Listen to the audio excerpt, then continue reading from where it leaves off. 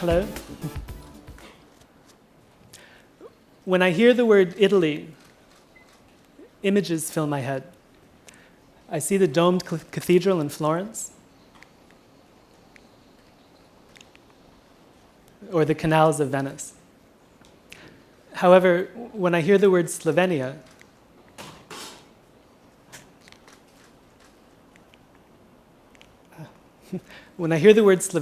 I see no such images.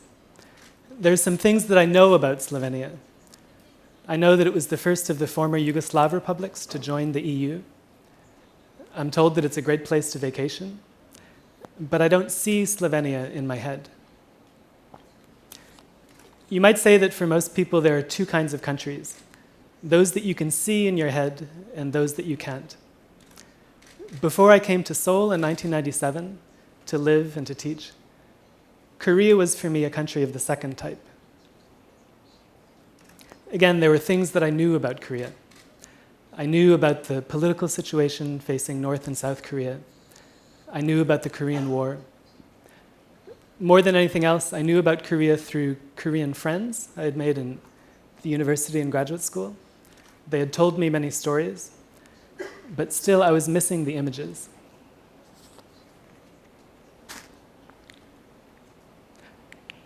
There was one country in Asia for which I had fresh, vibrant images, and this was Hong Kong. Mostly this was because I was a fan of Hong Kong movies, such as Wong Kar-wai's Chungking Express. These were highly stylized images, and I realized they may have very little relation to the actual Hong Kong, but they aroused my curiosity. I was curious to know how great was the gap between these images and the real Hong Kong. Partly it was this curiosity that led me to choose Hong Kong as my first destination after arriving in Asia. I believe in the power and influence of images. Not that images alone can lead to greater understanding, but they can ignite one's curiosity and charge one's imagination. Images can make you feel closer to a place, even if you've never actually been there. And not to slight photography, but films provide some of the most immediate and memorable images of place. Let me step back for a moment and tell you a bit about my own experience. I came to Korea in 1997 to teach English, intending to spend 2 years before moving on to Eastern Europe. As you can see, I'm still here. As a film fan, the first thing that impressed me about Korea's film culture was a trip to the second Busan International Film Festival. I was thrilled by the packed theaters and the enthusiasm of the crowds. On screen, it was the movie Christmas in August that first captured my imagination. This film was not stylized like Chungking Express, but the images in this film were unforgettable. Set in an ordinary town, about two ordinary people who almost fall in love. This film brings out the beauty in everyday life. Driving a scooter, developing photos, eating watermelon, or teaching your father how to use the remote control. All of these ordinary scenes were given added poignancy by the elegance of the filmmaking and our knowledge that one of the two leads is sick and may not live much longer. Let's take a look at one scene from this film. It's one of the most ordinary scenes in the film. They're simply eating ice cream. But for me, it's remained one of the most memorable.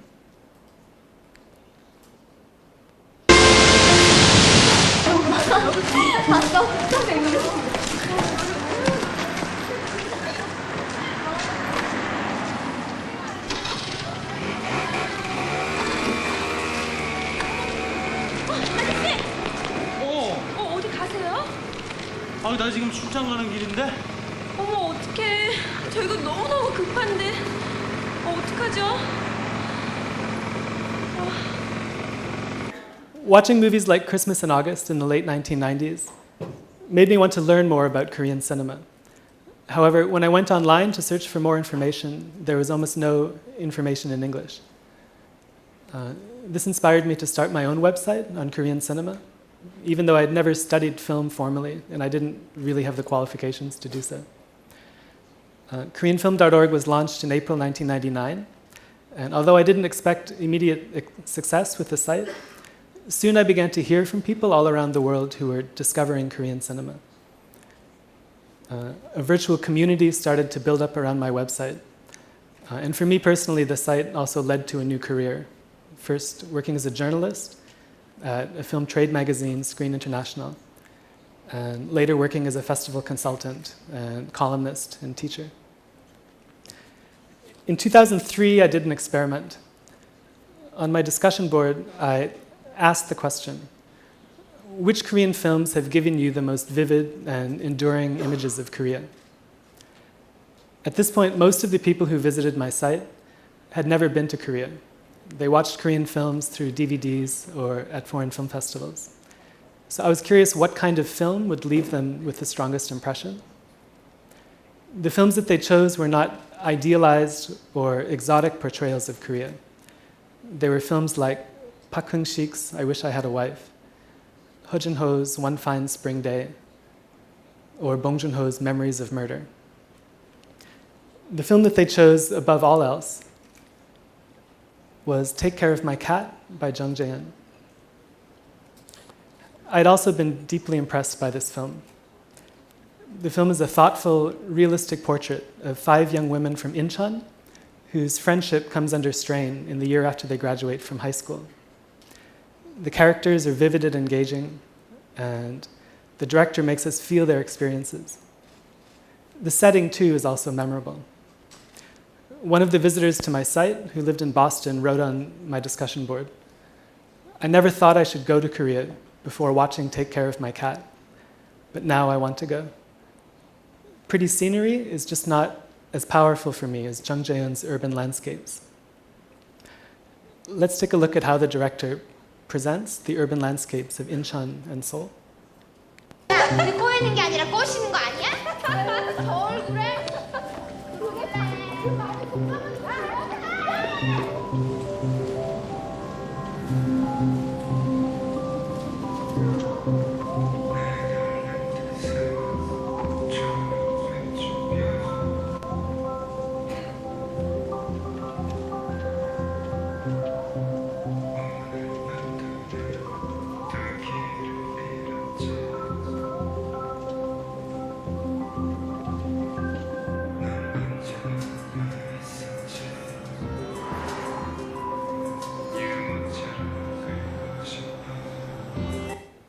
Over the last 15 years, Korean cinema has provided a wide spectrum of indelible images to viewers around the world.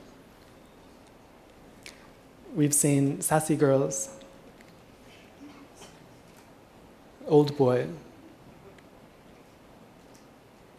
Monsters, Ghosts, Soldiers, Clowns, Vagrants, and artists. Many people around the world know Korea through these images. While maintaining my website, I've received a lot of emails from people around the world who have just started to discover Korean cinema. I've heard from adoptees living in other countries who have grown up in towns where they are the only ethnic Koreans. And for them, these images from a faraway land end up becoming an important part of their identity. I've heard from people who knew nothing about Korea before watching their first Korean film, but who were eventually inspired to move here and to start a new life. And I've received many less serious comments and questions as well, such as the reader who asked, what are all of those green bottles that I always see on the table in Korean films?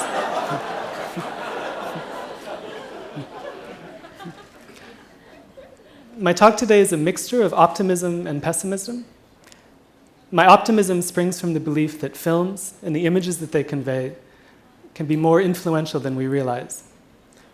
In particular, I believe that when films cross cultures, that good things can happen. However, I become more pessimistic when confronted with the practical problem of how to bring Korean films into contact with more people around the world. Let me quote one of my favorite directors from Hollywood. A lot of people in the film industry are fatalists who think a worthwhile film will always achieve its destiny, and the films that aren't worthwhile won't. That it's all sort of predetermined, etc. And I don't think that's true at all. There's some beliefs that we hold as a result of reflection, and other beliefs that we hold casually without ever really seriously considering the reasoning behind them.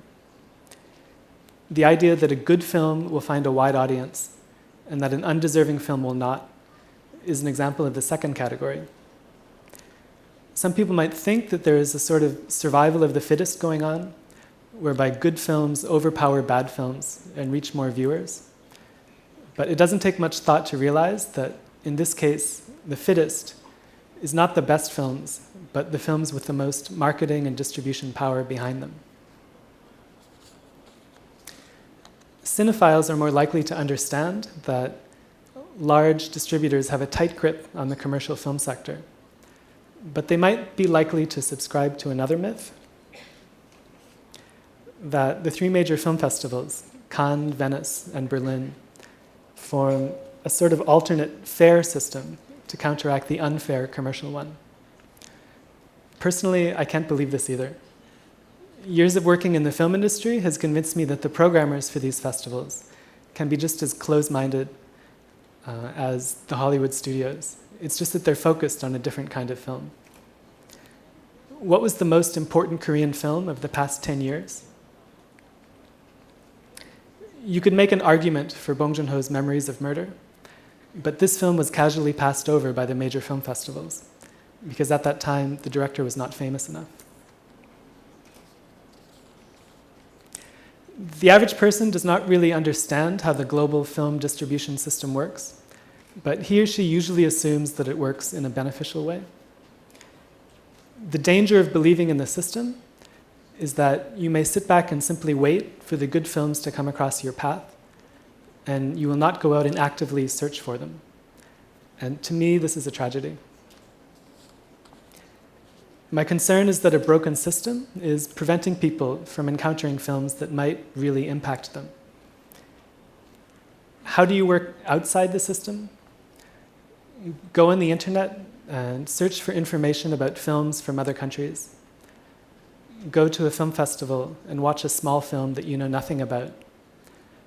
Ask your foreign friends to recommend films, and while you're at it, recommend some Korean films from them. My closing wish today is quite simple, and it will not change the world, but it might change your experience. I hope that more people throw away their faith in the system and begin to actively search out films from around the world. Thank you for listening.